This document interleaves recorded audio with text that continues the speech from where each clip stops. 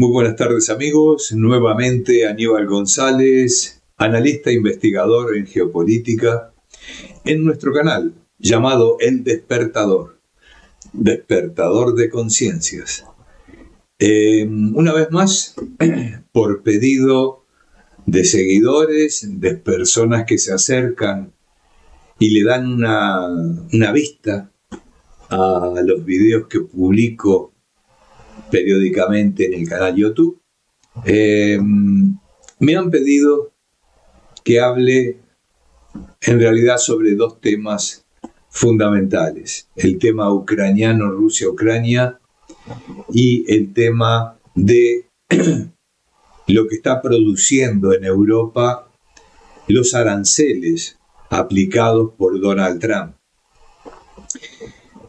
He decidido que, ya que la parte de aranceles y toda esa temática está siendo tratada por toda la media,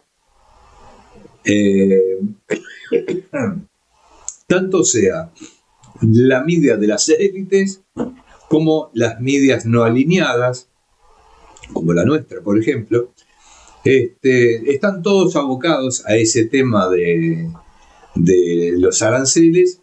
Y como no es mi especialidad tampoco, no soy economista, no tengo propiedad, digamos, para verter una opinión más lógica, entonces he decidido ir a lo que sí me compete, que es la parte de las negociaciones en Estados Unidos, o con Estados Unidos, o en Arabia Saudita, para mediar esa posible negociación por la paz en Ucrania.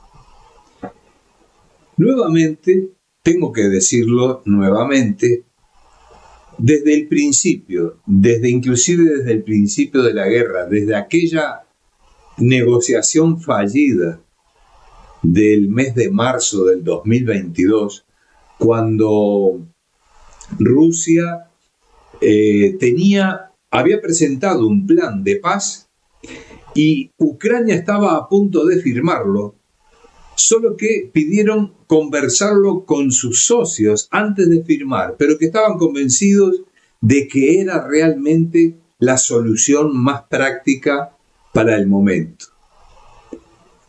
Esa era la verdad, la realidad de la cuestión en marzo del 2022, a un mes de haber comenzado esa operación especial rusa que había avanzado hasta sobre Kiev. Estaban a 20 kilómetros de Kiev, estaban para entrar en la ciudad de Kiev, la capital de Ucrania, y podría haber sido tomada por Rusia. Solo que en ese momento, una de las condiciones que ponen los ucranianos para mediar, para mostrar buena fe, le dicen a Rusia que retire sus tropas del asedio a Kiev, que se repliegue, para de esa forma sí volver a sentarse a negociar esa paz. En ese interín llega el señor Boris Johnson, en aquel momento primer ministro de Reino Unido, y le dice al señor Zelensky: no negocie, vamos a la guerra. Vamos a la guerra con Rusia, nosotros le daremos todo lo que precise, el apoyo necesario, el dinero necesario, no firme ninguna paz con Rusia. Al punto tal de que el señor Zelensky publica una ley en la que está prohibido negociar con Rusia por una paz. Y al día de hoy sigue vigente, al día de hoy.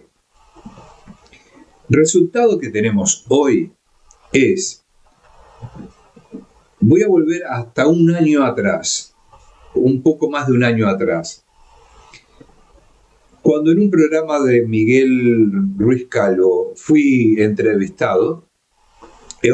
Yo había presentado un mapa en el cual mostraba los territorios que prácticamente Rusia ya tenía dominado, ya tenía bajo su tutela, por decirlo de alguna forma más clara, y los posibles territorios que vendrían después en el caso de no haber una negociación por la paz sustentable.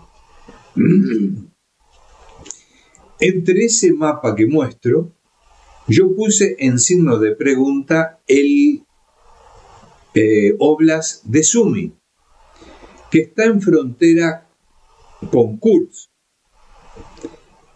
En aquel momento, cuando yo hice ese mapa, no había tropas ucranianas dentro del territorio ruso. No había. ¿Había ataques? Sí. ¿Ataques al interior de Rusia? Sí. Mas no había tropas ucranianas dentro de Rusia. Y menos en ese sector, frente a Sumy. No sé, yo llegué a la conclusión de cómo se estaba dando todo ese frente de batalla, de guerra. Yo vi en todo ese desarrollo que el frente de Sumy, del Oblast de Sumy, era prácticamente el más aislado y descuidado. No estaba siendo atendido, al punto tal que, si ustedes no mal recuerdan, hubo un grupo que se hizo llamar un grupo nacionalista revolucionario ruso, que eran integrantes rusos, que iban a liberar a Belgorod, que iban a liberar territorios rusos, en fin, que no dejó de ser una obra de teatro. Actores, en realidad eran mercenarios norteamericanos, mercenarios de Reino Unido, mercenarios de Canadá, de Australia. En realidad era un grupo de rubios que se hacían pasar por rusos y no eran, a excepción del interlocutor, y se presentaban como un grupo en Levante, un grupo revolucionario ruso contra el gobierno de Vladimir Putin, que no llegaron muy lejos, los acabaron allí en 3 días, 4 días, los deshicieron. Ahí es donde nace esa mi preocupación en ese sector de Belgorod, de la frontera de Kursk y, lógicamente, el Oblast de Sumy. Mi análisis me llevó a dejar ese lugar con una interrogante, que, dicho sea, en ese programa, que todavía está dando la vuelta al mundo, con más de 1.035.000 visualizaciones, que me enorgullece realmente. En ese mapa, en ese análisis, yo consideré a Sumy, y cuando Ruiz me pregunta por qué lo tengo como inacabado, ¿no?, ese sector, yo le dije porque depende de Rusia, depende de hasta dónde llegue Rusia en este conflicto para adherirse también el Oblast de Sumy.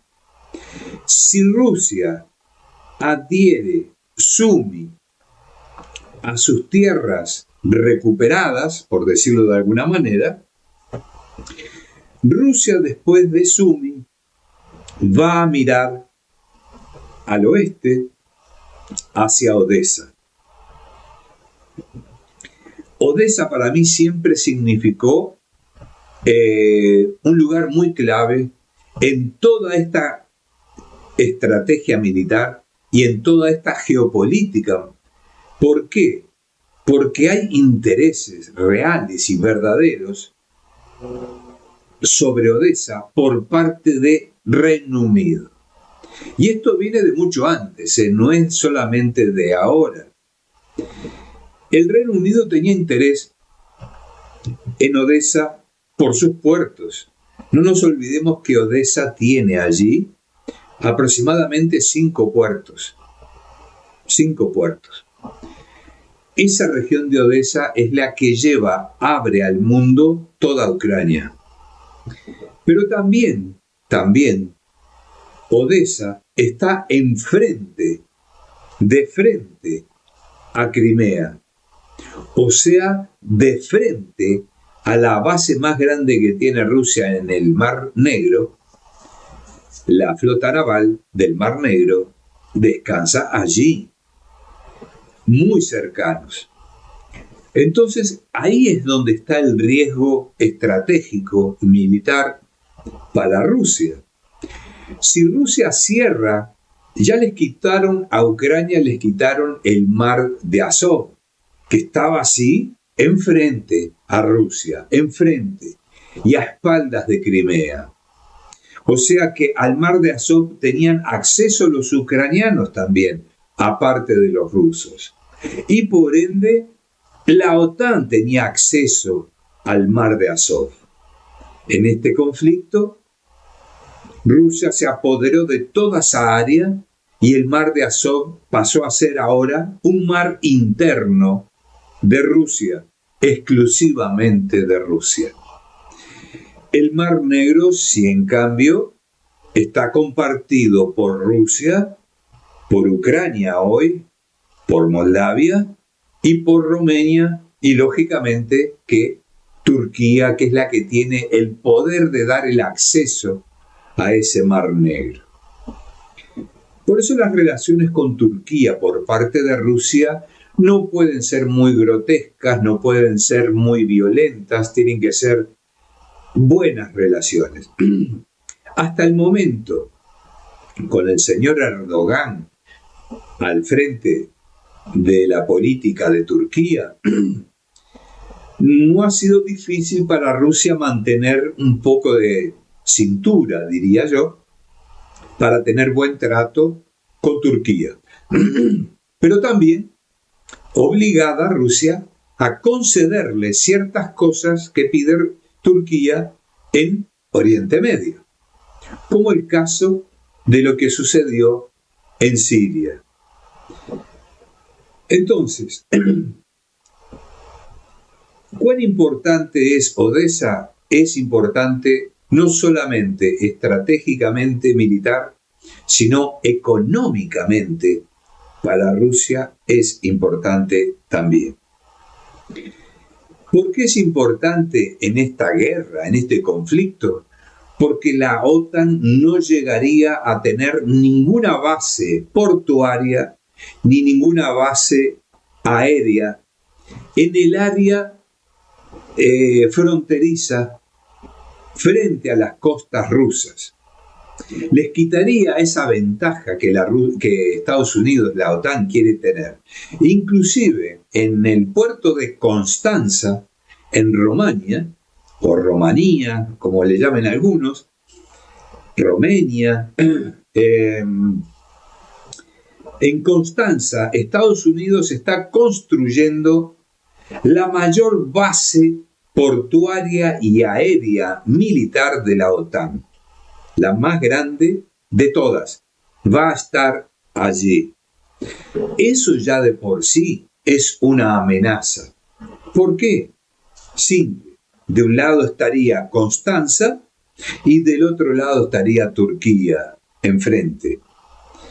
Entonces es como cerrarle una entrada y una salida al Mar Negro, lo cual perjudica muchísimo a ese movimiento marítimo de Rusia hacia las afueras del Mar Negro, tanto sea para entrar o para salir.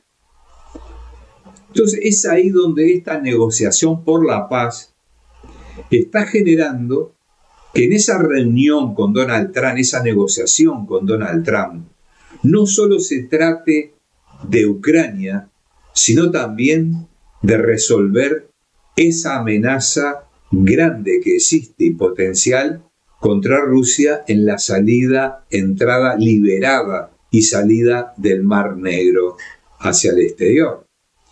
En el caso de Rusia tomar Odesa, esos puertos pasarían a ser puertos de Rusia. De Rusia. Ucrania quedaría sin salida al mar.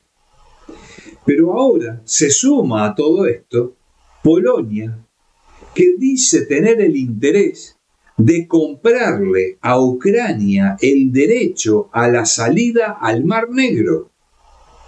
Increíble, ¿no? Porque Ucrania está vendiendo toda su soberanía al mayor postor. Está vendiendo sus tierras raras, está vendiendo su energía, está vendiendo su petróleo, su gas, en fin, lo poco que tiene ya lo está vendiendo al mayor postor. En este caso, el mayor postor no es Estados Unidos. Estados Unidos está queriendo tirar ventaja sobre Ucrania por esa deuda billonaria que tiene Ucrania con Estados Unidos, que Ucrania inclusive no reconoce. Zelensky dice que no le debe nada a Estados Unidos, que fue un trato directo con la OTAN para combatir a Rusia sin que demandara un gasto interno para Ucrania. Y que como Ucrania iba a tener su industria totalmente amenazada y su economía cerrada, Europa y Estados Unidos tendrían que mantenerlo económicamente y militarmente con la cabeza fuera del agua. Al haber un cambio de poderes en Estados Unidos, a Ucrania se le complica toda esta situación. Todo aquel dinero que Biden había prometido y todo aquel armamento que sería fabricado para Ucrania, ya no es, ya no va. Si bien Donald Trump tiene mucha presión dentro de Estados Unidos mismo, no solamente por los demócratas, por los senadores y diputados demócratas, ni también por el complejo armamentístico de Estados Unidos, sino por sus propios colegas republicanos.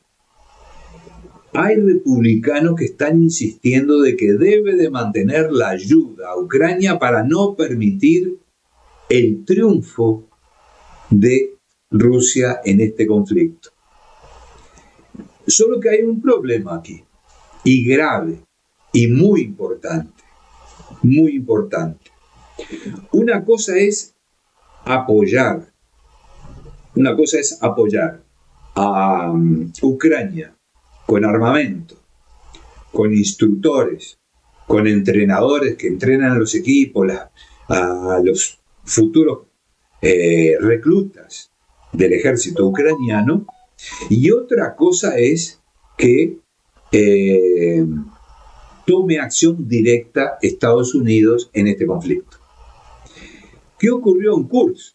En Kursk hay más de 35 militares norteamericanos de alto escalón, de alto grado, tanto de inteligencia como de inteligencia militar, como de la CIA y otros, aparte de británicos que están allí también en ese grupo, y que querían salirse de Kursk con vida y para que no quedaran rastros de que realmente los que estaban atacando a Rusia no era Ucrania, era la OTAN en su conjunto, que quedaría demostrado si Rusia toma prisioneros a estos personajes que están allí.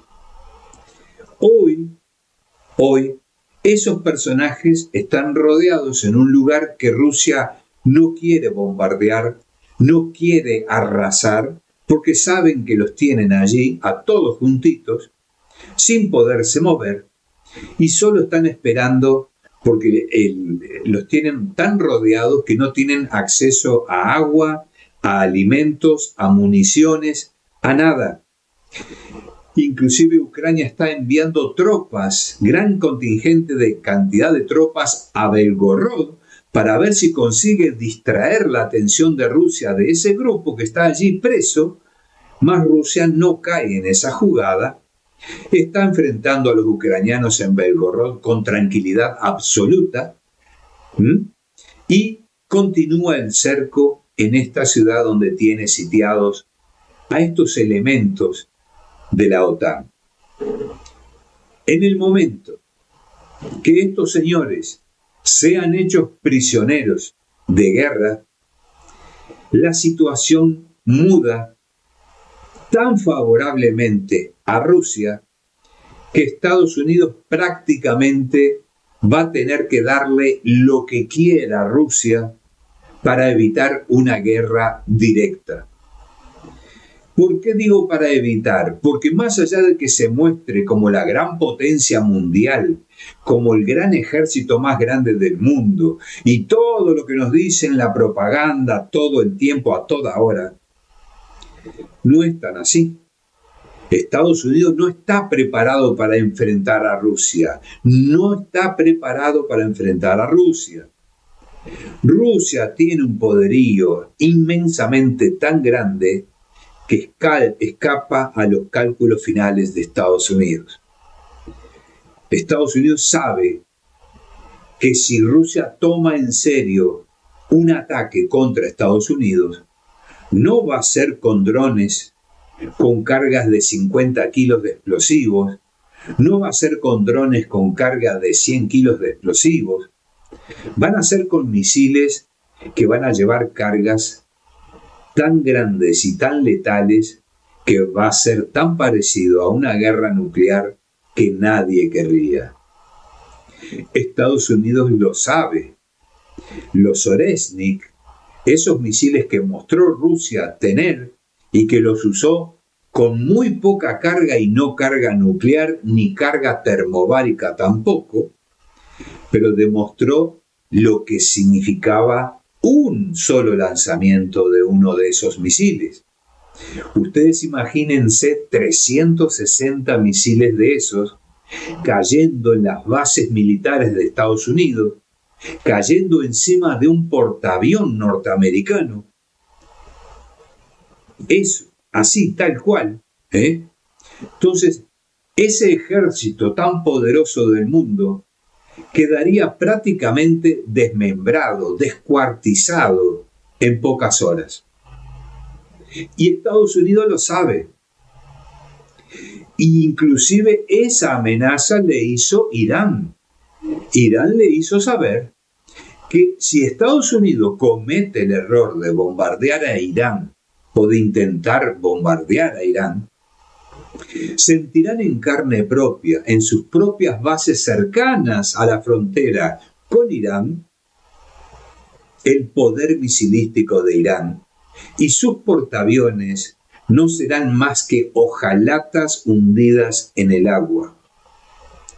O sea, Estados Unidos no debería de intentar abrir esa caja de Pandora con Irán, pero muchísimo menos intentar enfrentar a Rusia. Muchísimo menos. Cuidado que mucha gente dice, pero Rusia ni siquiera pudo con Ucrania. 3 años luchando con Ucrania. 3 años que está parado en el mismo lugar. No ha conquistado nada, siempre tiene el mismo territorio. Porque Rusia demostró que no quería colonizar Ucrania. Que Rusia lo que demostró era que los territorios donde estaba la mayor parte de la población rusófona, o sea, pobladas por rusos, fueran protegidos por Rusia. No fueron por tomar territorio ucraniano, como Europa dice, de que Rusia quiere dominar toda Ucrania. No le interesa. Rusia no tiene interés en toda Ucrania. Sí tiene interés en todo ese territorio que era de Rusia y que viven rusos allí en el 80, 70, 80% de su población. Eso sí. Y en este caso, por Odessa, necesita también llegar a Odessa para poder traer a Transnistria y a Gagauzia, como ya lo he dicho en innumerables entrevistas, en innumerables programas que le dedico a Ucrania. Puedo parecer repetitivo, yo sé que puedo parecer repetitivo, pero es necesario ponerlo al día porque eso está en las negociaciones que se están llevando a cabo hoy. Cuando me preguntaron hace un año atrás por Donald Trump, que estaba prometiendo que detenía el conflicto de Ucrania en 24 horas, lo primero que dije fue, el señor Donald Trump miente. Y están esos videos, todavía están, existen, están allí. Ustedes los pueden ver en programas antiguos de Negocios TV, en programas de Detrás de la Razón, en programas con Miguel Ruiz Calvo, en las que le estoy tratando de mentiroso al señor Donald Trump cuando el señor Donald Trump apenas era un posible candidato a las elecciones de Estados Unidos. Lo traté de mentiroso directamente y dije que el señor Donald Trump no tenía ese poder, no tenía esa calidad para poder frenar un conflicto de ese tamaño en 24 horas. Que él no tenía que ofrecerle a Rusia para Rusia detener ese enfrentamiento dentro del territorio ucraniano contra la OTAN. Contra la OTAN. Entonces, el señor Donald Trump queda como mentiroso. Y así lo mantuvo durante todo el periodo de elecciones. Lo mantuvo para ganar, lógicamente, votos, para ganar votantes. Pero luego apenas gana las elecciones, cuando me vuelven a preguntar de nuevo, Aníbal, tú que decías que Donald Trump era mentiroso. Bueno, ahora ganó las elecciones, ¿sí? Y yo estoy contando los minutos, porque se van a cumplir las 48 horas y no hay nada pacificado en Ucrania. Y lo dije, y lo volví a reiterar. Donald Trump no tiene ese poder. No puede. No puede parar algo porque, ¿qué había? 3 posiciones diferentes. Aparte de la rusa, 3 posiciones diferentes. La posición de Estados Unidos, que era la de Biden, la posición de Europa y la posición de Zelensky. Más los deseos y exigencias de Rusia. ¿Cómo hace alguien para que esas 4 posiciones diferentes terminen en un punto de acuerdo, en un punto donde digan, aquí estamos de acuerdo? Es imposible. Al punto tal de que Donald Trump decidió dejar afuera a Europa de esta negociación, porque sabía que Europa estaba decidida a continuar la guerra. No a pacificar, sino a continuar la guerra. Ese es el deseo de Reino Unido, de Francia. Este señor Macron jugando a ser Napoleón, queriendo meter tropas francesas en la retaguardia del frente. 200.000 tropas, 300.000 tropas. Ahora después dijo, no, vamos a reunir una coalición de tropas. Ya no son solo los franceses, ya sacó las nalgas de la jeringa, ya se corrió. Dijo, no, me va a doler a mí solito. Así que vamos a tratar de llevar gente con nosotros. Reino Unido se junta, Reino Unido, pero solitos no, vamos a tener que armar una coalición. Y salieron atrás de formar una coalición. ¿Y saben qué? De esos 27 países, apenas 5 países estuvieron de acuerdo en colocar tropas en esa coalición en el frente. Apenas 5. Entonces, ya no hay apoyo. Ya la Unión Europea es desunión europea. Estoy seguro que mucho tuvo que ver las palabras del señor Olaf, del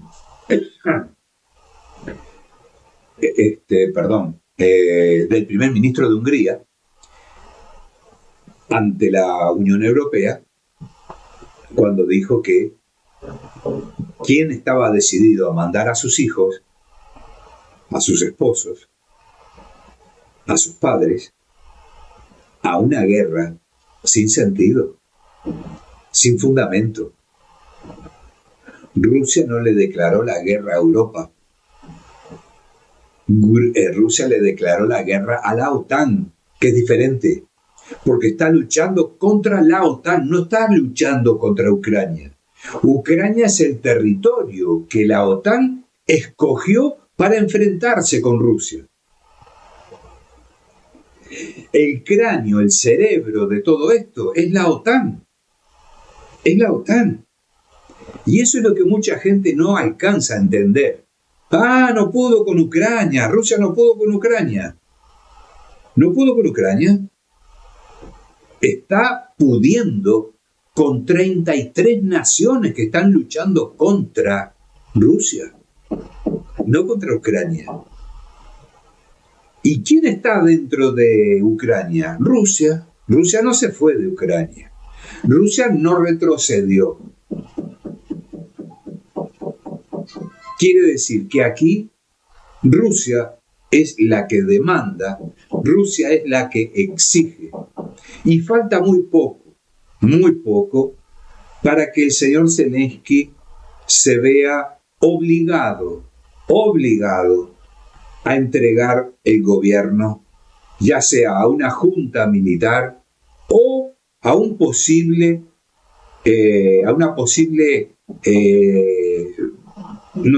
un llamado a un plebiscito para que se nombre a alguien que pueda quedar en su lugar, pero el señor Zelensky creo que va a tener que llegar ese momento de tener que salirse.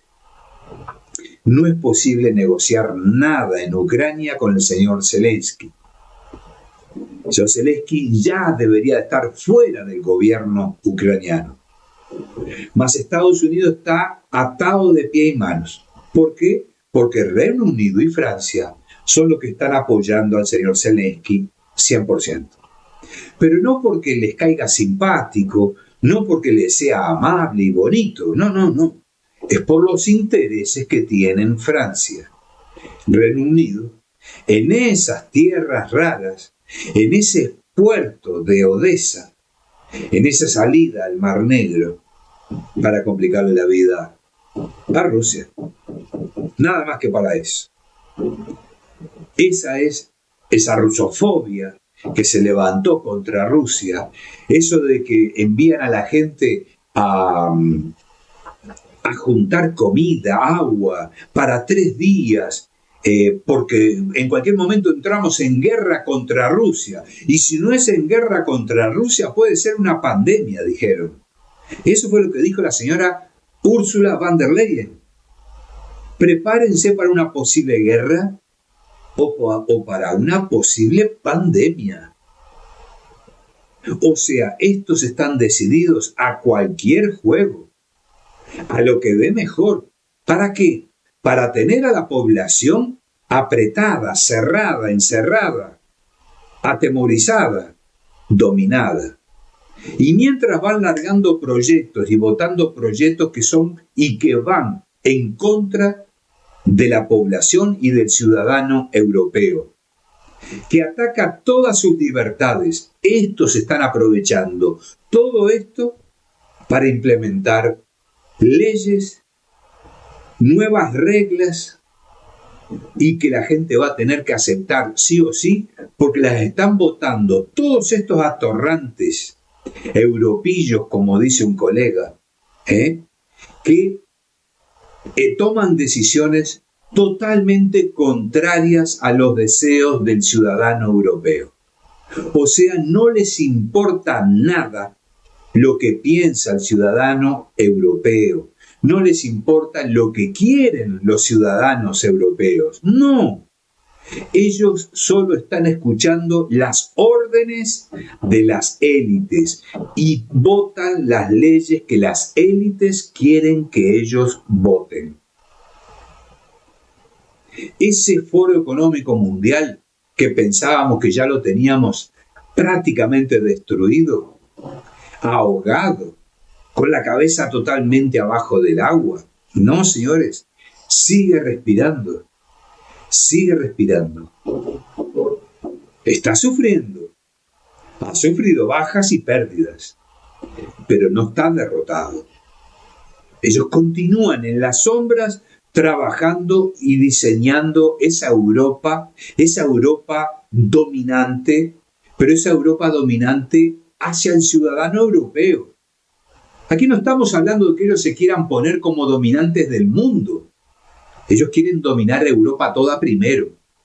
Ese grupo, me refiero, un grupo reducido, quieren dominar Europa toda. Esas élites que quieren esa dominación. Es como quieren ser, o sea, odian a China, la odian a China, pero quieren ser como China. Quieren tener ese mismo régimen en Europa, dominante, la gente encerrada, la gente que es premiada si va a favor del gobierno. Si eres en contra, terminas preso en un campo de concentración o se te quita tu suplemento, tu alimento, tu dinero, tu posibilidad de viajar de ómnibus o de tener un auto, en fin, miles de castigos diferentes. Eso es lo que quiere Europa. A ese final quieren llegar. Y la gente parece que está dormida, duerme.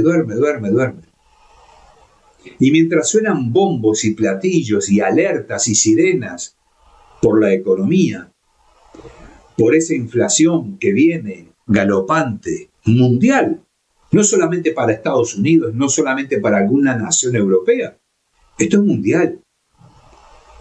Esto va a provocar hambre, mucho hambre en el mundo.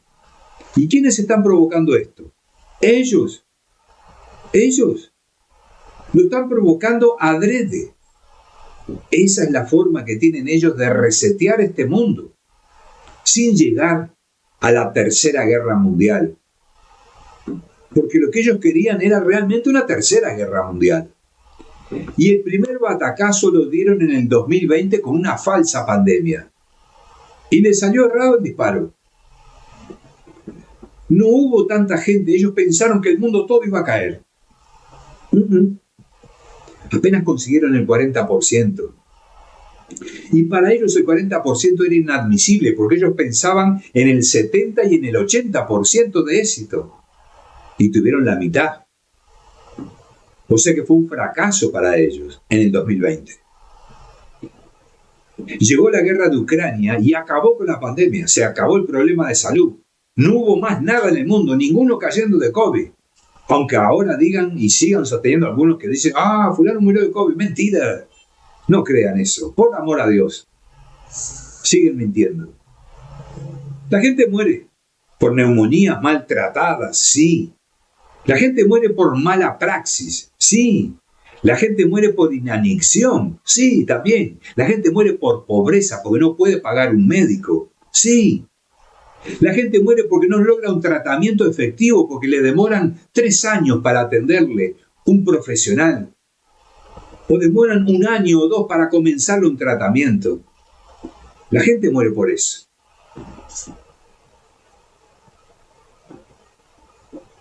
Entonces, mis amigos, yo sé que el tema ucraniano derivó más, está todo tan mezclado, está todo tan enraizado, está todo junto. Es una madeja que arrastra todo y a todo el mundo. De algo que no se está hablando es de que este tipo de aranceles metidos por Donald Trump al mundo todo, cuidado, porque no se está hablando de los BRICS. La paliza a los aranceles de Donald Trump va a venir por parte de los BRICS, que están callados, que están en silencio. Donald Trump se puso la mano en el corazón y dijo, para América Latina, 10% solamente de aranceles. Y América Latina festejó, toda América Latina festejando porque Donald Trump fue bueno y le puso el 10% de aranceles, cuando no debería de haber puesto nada a América Latina. Nada, absolutamente nada de aranceles para América Latina. ¿Por qué? Porque Estados Unidos es el primero en robarse los recursos naturales de América Latina. Por esa simple razón no debería de aplicar ni siquiera el 10% de aranceles. ¿Me explico? Ahora, el resto del mundo, 25% de aranceles, 20% de aranceles, 30%, 105% a China. 105% a China. Pero Donald Trump, cuidado Donald Trump. Porque el 75% de lo que entra a Estados Unidos viene de China. El consumo que hay de productos chinos en Estados Unidos es gigantesco. Cuidado, Donald Trump. Aranceles de un 105% a China. Cuidado con el dragón. Amigos, no me quiero extender más. El tema es el siguiente. Ucrania, no hay negociación de paz. No hay, y cuidado, se está para vencer ahora la tregua, que Rusia sí, Rusia respetó la tregua contra los ataques contra centrales de energía, que Ucrania no respetó. Lleva 32 ataques a centrales de energía rusas, Ucrania. Rusia no cometió ninguno ataque a centrales de energía ucranianas en todo este tiempo hasta que se cumplan los 30 días. Pero acuérdense de mis palabras, de lo que digo hoy. Cumplido el plazo de esos 30 días de cese al fuego por parte de Rusia a las centrales energéticas de Ucrania, inmediatamente Ucrania quedará a ciegas, sin una vela para alumbrarse en toda Ucrania. Eso se los puedo dar ya por hecho. No quedará una central energética de pie después de que se cumplan esos 30 días. No habrá una sola industria en Ucrania que consiga prender un motor. No habrá un hogar que pueda tener luz eléctrica. No habrá luz ni siquiera en los centros presidenciales. Nada, nada, nada. ¿Me entienden lo que les quiero decir? Rusia ha respetado, se ha callado, ha guardado una respuesta por parte de Estados Unidos que no viene nunca. Solo dice, no, los dos no están respetando el cese al fuego a las centrales energéticas. No, los dos no, señor Donald Trump. Ucrania no ha respetado. Rusia ha continuado bombardeos a centrales, a centros de entrenamiento, a depósitos militares, zonas de logística militar. Sí, ha continuado, no ha parado. La guerra continúa. Pero la promesa que hizo de no atacar a las centrales energéticas ucranianas la cumplió al pie de la letra. Ucrania no, ya lleva, como les dije, 30 y tantos ataques a centrales energéticas de Rusia. Dentro del territorio ucraniano y fuera del territorio ucraniano también. Entonces, apenas se cumplan esos 30 días, Ucrania vivirá la noche permanente por muchísimo tiempo. Eso es algo que no puede nadie olvidar y el señor Zelensky no lo va a olvidar tampoco. Por supuesto que va a salir llorando adelante de la televisión diciendo estos terroristas rusos, etcétera, etcétera, etcétera. Mis amigos, esto está para más largo. Yo les dije, recuerdan que les dije, si esto no se terminaba en noviembre, difícilmente iba a terminar después del invierno. Y como se sabe siempre, en el invierno es cuando Rusia aprovecha para surtirse, para hacer recambio de tropas, poner tropas frescas al frente y hacer descansar a las tropas que ya venían cansadas en el frente y que lógicamente pasaron el invierno en el frente de batalla. Entonces, ¿qué tenemos ahora? 150.000 a 200.000 tropas en el frente, frescas,